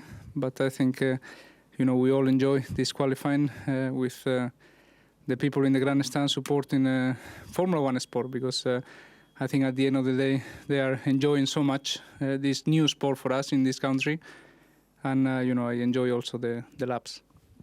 Well, it didn't look to be particularly easy throughout the 1 hour session. Q2, the second qualifying session, you were P4. Yeah, the times were really close in this circuit. I think we test a lot in the winter, and also running in 1:14, obviously the times are really close, and yeah, it was tough. The main worry maybe was to go through Q2, and then Q3 was the easiest part. And in fact was the same thing as Nürburgring. Q2 so-so, and then Q3 again in pole position for the second consecutive time, so fantastic feeling. Well, obviously, Michael, a threat for you, but great to have your teammate alongside you. Yeah, I think Ferrari and Michael especially are strong again this weekend. But you know, we have to concentrate in our job to take the maximum from our car. 5 races, the worst place was a second place in the race. So if we keep this consistency, will be good for the championship. And I think is what we have to do: concentrate in our car, in our job. And okay, when Ferrari is too strong for us, we have to be happy with the second place. But I think tomorrow we have to think in the victory is possible tomorrow. Congratulations to you. Giancarlo, well done to you too. Great team performance from Renault, but obviously from your point of view, very quick all weekend. Yeah, it's true. It's nice to be here, and Renault performance was very good today. We expect to be really competitive. Obviously, first and second on the grid tomorrow. It's a great result, and we are really optimistic. We got a good package. I'm a little bit sad for the last couple of races because with a better qualifying session there was a possibility to fight to get on the podium, and was better to score a bit more points for the championship. But anyway, we are just at the beginning of the season, so I'm just looking forward, and I hope to do a great race tomorrow. How do you see the Michelin Bridgestone Renault-Ferrari battle? It's tough. It's very tight. Ferrari and Bridgestone made together a big step forward. So as the last couple of races, Ferrari was very, very competitive, and we expect that competitiveness during the season. Well done to you too. Michael, turning to you, got to ask whether or not you're disappointed with that or whether you're satisfied with the result. I mean, it's all about the strategy, whether you can be disappointed or you should be rather happy. In general, I think we knew that we might have a little sacrifice for qualifying, but we have a very strong race pace, and that's what we have to concentrate on. That's what we obviously knew when we started the weekend, so that's where we are. No surprise. Yes, Michael Schumacher knows he's got a big battle on his hands tomorrow. Alonso astonishing today. Give us the racer's kind of reaction. How good was that qualifying lap? As an outstanding lap, but I think Michael Schumacher sitting there now slightly concerned about maybe his comment on the home race doesn't give you anything extra, does it? Because that's exactly what Alonso had, a little bit extra. He's pulled it out for the home crowd, and it was a mighty lap to watch behind the wheel. Do you think that was the important element, the flags that he could see waving all around the circuit? Definitely so. I do think that, Steve. I mean, you see Fisichella very close behind behind him, but that extra little bit and just thriving on this support here, I think that's what he needed, and he delivered. And Schumacher has worked well with Massa. How is Fisichella going to work with Alonso tomorrow and all Renault front row? Well, you know, this is an important race now for Fisichella. He's under a slight pressure about his future. He needs this result. He's done very well so far, and he needs to back up Alonso in this World Championship hunt. Not the ideal situation for Ferrari, but, you know, I think Ferrari are going to be mighty strong in the race as well. Back further down the grid on row 4, we've got Jenson Button. We can hear from Jenson with Louise. Jenson, P8, what's your verdict? Yeah, very disappointed. I mean, the run before was okay. Car balance was fine, and then I asked for a little bit more front wing, and normally you would expect to get a better front end in the car, but I had massive understeer. I don't know if there's something wrong with the front wing. We've had a few little problems this weekend with them, so I don't know, we have to wait and see, but massive understeer. The car was completely different the last run. And where does that leave you for the race? Well, it's a difficult one. We have to look at the information on the computer and see what the issue is with it. And hopefully we won't have that problem tomorrow. Hopefully we're able to fix it. Thanks, Jenson. Cheers. It's race after race now. He remains a rather confused figure. It's difficult to watch actually there with Jenson, because you can just see a driver wanting to get results, willing that he had something to work with to try and achieve that, and the frustration's coming out in his face, isn't it, and his tone. But I don't believe that it will be a big problem for them. I'm sure that those problems what Honda have got are going to get solved quickly, and Jenson will be there where he belongs, and that's on the podium and hopefully looking again for that first win. But he's a fair way back. We were saying at the start of the programme, it's a tough circuit to overtake on. So Alonso is in a very strong position. Renault are in a very strong position. How do you read Schumacher's potential challenge tomorrow? Well, you know, the thing is, Steve, they are on the front row and they're fast starting. We've seen that time and time again. But the big issue is Ferrari. They've got about 6 or 7 kilometres straight line advantage.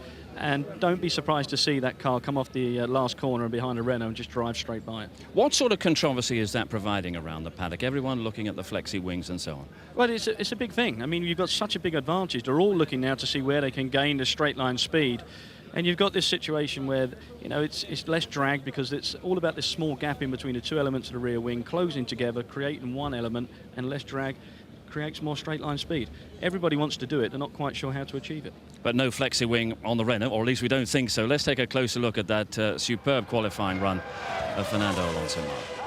I mean, it's just a beautiful thing to watch. And the other thing as well, Martin Brundle pointed out in the commentary, is so little work going on behind the wheel now. They've got the car very well balanced. The driver knows the car so well. He just pulls everything out and pulls the stops and delivers a lap like that. Outstanding. And he'd done a 1:14.8 just before that as well. Yeah, that was the amazing thing as well. I thought it was all wrapped up in the bag, but fortunately he went a little bit quicker because Fisichella, as we said, was hot on his heels. So the important ingredients tomorrow, how do you read the tyre situation, Michelin against Bridgestone here? I'm still going to go with the Ferrari and the Bridgestone. I've been watching them all weekend long, and they're so durable and they're lapping consistently quick laps. I think Ferrari will be hot for the race. And a great race in prospect. A little bit further down the grid. McLaren, not had a day to remember once again. Been a frustrating day for McLaren. Montoya obviously out and not inside the top 10. Big problem for them. Raikkonen, again, big question marks about what his future is. And at this moment in time, if he is going to change teams, you're going to be able to see him go somewhere very quickly, because McLaren just can't seem to deliver what he needs as a driver at this moment in time. Well, there's Montoya. We understand that he had some kind of fueling error, and he certainly seemed very upset with his team's performance today. Yeah, you know, Juan Pablo's got that Latin temperament, and if there is an issue, you're going to see it on his face, and he's going to voice it. But he has to just get his head down, as do everybody at McLaren overnight, and try and produce something for tomorrow. So what sort of occasion are we in for tomorrow? In front of what is 130,000 fans are expecting here tomorrow? Well, I can't wait to hear what the crowd do when Alonso pulls up on the grid tomorrow, and I can't wait to see what happens actually off the start line with Ferrari, Schumacher, Massa, and the 2 Renault boys. It's going to be a great race. Where does your money lie? My money's going to go with Schumacher and Ferrari. I still feel that's the hot one for me. And in terms of Formula One in Spain, how big a thing would it be to have a Spanish winner of a Spanish Grand Prix? It would be huge, and you know, we've got every possibility of that happening, Steve, as you know. But at this point in time, you know, 130,000 people seeing them wave that flag. Let's see whether people power makes Alonso do it. It's a wonderful prospect. We'll have it live for you tomorrow. There is more motorsport coming up very shortly here on ITV. That fabulous GP2 performance by Lewis Hamilton at the Nürburgring. That's at 2:55. Boxing tonight on ITV4. IBF super featherweight action for Kevin Mitchell. Alan Minter's son Ross Minter on the bill as well. And the Spanish Grand Prix tomorrow. On air for the race build-up at 12 noon. Live British touring cars tomorrow afternoon as well, with Grand Prix highlights later in the evening. Well, the crowd here at the Circuit de Catalunya have got what they wanted. Alonso on pole. Will they get what they want tomorrow?